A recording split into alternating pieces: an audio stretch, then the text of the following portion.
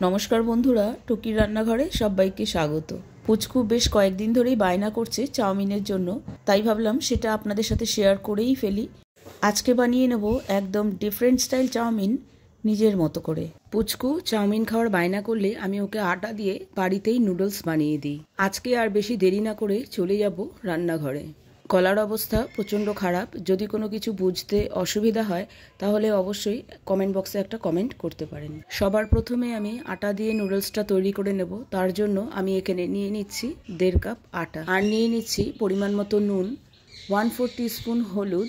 এটা অবশ্যই অপশনাল, আমি জাস্ট একটু কালারের জন্য হলুদটা ব্যবহার করছি, আপনারা চাইলে এটাকে স্কিপও করতে পারেন। আর নিয়ে নিয়েছি 1 টিস্পুন গোলমরিচের গুঁড়ো, সেটাকে আমি ক্রাস্ট করে নিয়েছি হামানদিস্তাতে।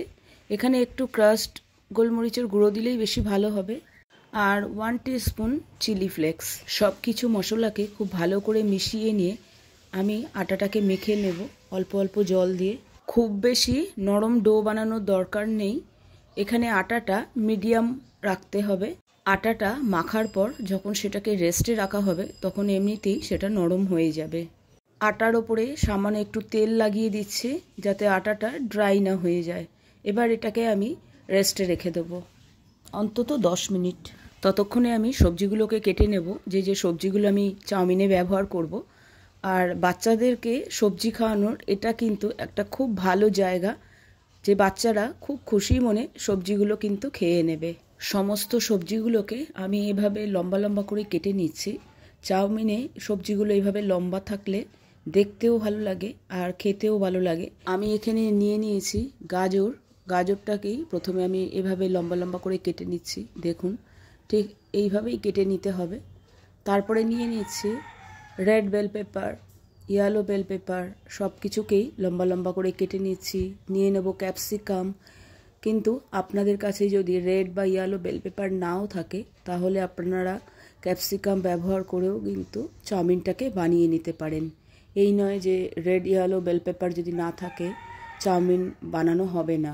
আর আমি এখানে নিয়ে নিচ্ছি বাঁধাকপি, সেটাকেও আমি লম্বা লম্বা টুকরো করে কেটে নিচ্ছি, টুকরো না স্ট্রিপসের মতো করে কেটে নিচ্ছি।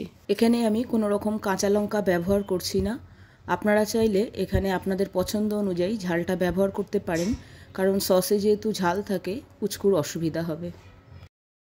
এখানে আমি একটা মিডিয়াম সাইজের পেঁয়াজ ব্যবহার করেছি, সেটাকেও আমি লম্বা লম্বা করে কেটে নিয়েছি। আর আদাটাকে একদম ছোট ছোট করে টুকরো করে কেটে নিচ্ছি। আমি একটু স্মোকি ফ্লেভার অ্যাড করার জন্য রসুনটাকে একটু আগুনে এভাবে পুড়িয়ে নিচ্ছি। তারপর সমস্ত খোসাগুলোকে ছাড়িয়ে নিয়ে পুরো গোটা রসুনটাই কিন্তু আমি নিয়ে নিচ্ছি। রসুনটাকে আর জল দিয়ে ধোয়ার কিন্তু কোনো দরকার নেই, এভাবেই ভালো করে কুচি করে নিতে হবে। এতে এক্সট্রা একটা স্মোকি ফ্লেভার চাউমিনের মধ্যে অ্যাড হবে। আটাটাও ততক্ষণে রেস্ট হয়ে গেছে, সেটাকে আরও একবার আমি ভালো করে মেখে নিচ্ছি। দেখুন আটাটা কিন্তু নরম হয়ে গেছে। এবার ছোট ছোট গোলা করে নিয়ে তার থেকে ছোট ছোট রুটির মতো করে বেলে নিতে হবে। তবে রুটিটা কিন্তু একটু ছোট রাখবেন, কারণ বয়েল করার পর সেটাকে তুলতে তাহলে সুবিধা হবে। লুচির সাইজে বা লুচির থেকে একটু বড় রাখতে পারেন। আরেকদিকে একটা পাত্রে আমি জল নিয়ে নিয়েছি। জলটা যখন ভালো করে ফুটে উঠবে তার মধ্যে আমি দিয়ে দিলাম 1 টিস্পুন নুন আর 1 টেবিল স্পুন তেল। গ্যাসের ফ্লেমটাকে মিডিয়ামে রেখে রুটিগুলো একটা একটা করে জলের মধ্যে বয়েল করে নিতে হবে। আমার টোটাল টাইম লেগেছে এক একটা রুটির জন্য 4 মিনিট। খেয়াল করলে দেখবেন যখন রুটিটাকে প্রথমে ছাড়া হচ্ছে সেটা কিন্তু জলের নিচে চলে যাচ্ছে, একটু বয়েল হওয়ার পর আস্তে আস্তে ওপরে ভেসে উঠছে। যতক্ষণ পর্যন্ত ভেসে না ওঠে বা 1 থেকে 1.5 মিনিট বা 2 মিনিট মতো রুটিটাকে মোটেও টাচ করবেন না। এবার রুটিগুলোকে একটা একটা করে তুলে আমি প্লেটের মধ্যে তুলে রাখছি। আপনারা চাইলে নেটের যদি কোনো জালি থাকে তার মধ্যেও তুলে রাখতে পারেন। মোট কথা রুটিগুলোর মধ্যে যে জলটা আছে সেটাকে শুকিয়ে নিতে হবে। আমি প্লেটের মধ্যে রুটিগুলোকে রেখে একটু পাখার তলায় 5 মিনিটের জন্য রেখে দিয়েছিলাম শুকানোর জন্য। এরপর চলে যাব নেক্সট স্টেপে। রুটিগুলোর জলগুলো খানিকটা শুকিয়ে গেছে, এরপর আমি দুপাশেই অল্প করে তেল লাগিয়ে নিচ্ছি। তেল লাগিয়ে নিলে রুটিগুলো থেকে যখন আমি স্ট্রিপসের আকারে নুডলস কেটে নেব তখন একটা অপরের গায়ে লেগে থাকবে না, একদম সুন্দর ঝরঝরে থাকবে। রুটিটাকে এভাবে হালকা হাতে একটু রোল করে নিতে হবে, তারপর একটা ধারালো ছুরির সাহায্যে এভাবে কেটে নিতে হবে। চাউমিন বানাতে কিন্তু বেশিক্ষণ লাগে না।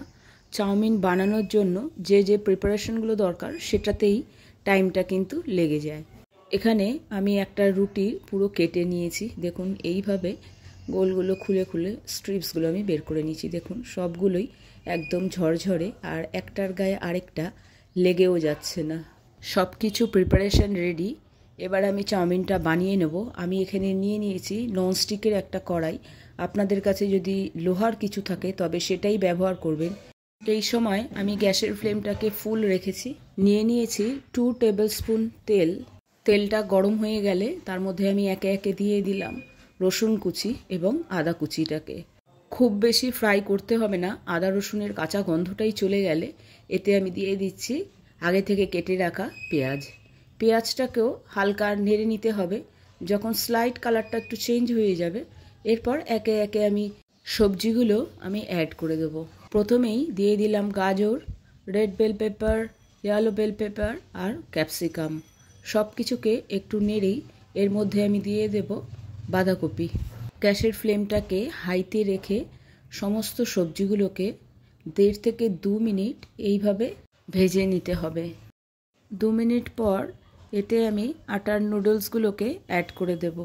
নুডলস অ্যাড করার পর তার উপরে আমি দিয়ে দিচ্ছি 1/2 টিস্পুন নুন। এর আগেও কিন্তু আমি 2বার নুন ব্যবহার করেছি। নুনটা কিন্তু আপনারা আপনাদের স্বাদ অনুযায়ী ব্যবহার করবেন।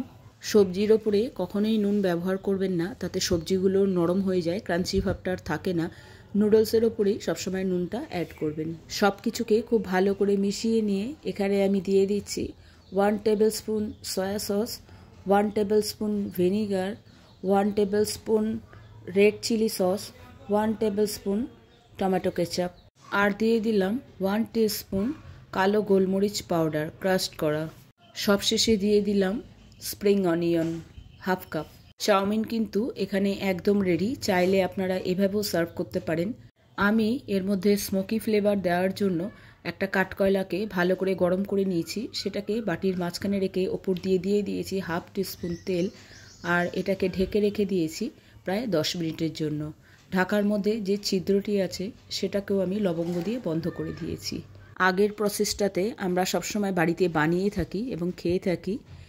এটাও একবার ট্রাই করবেন, আশা করি আপনাদের ভালো লাগবে। খেতে কিন্তু দুর্দান্ত হয়েছে। ট্রাই করার পর কমেন্ট বক্সে কমেন্ট করতে ভুলবেন না। আজকে তবে এই পর্যন্তই। আমার চ্যানেলের নতুন বন্ধু হয়ে থাকলে চ্যানেলটিকে সাবস্ক্রাইব করে আমার পাশে থাকার অনুরোধ রইল। ভালো থাকবেন, সুস্থ থাকবেন। টাটা।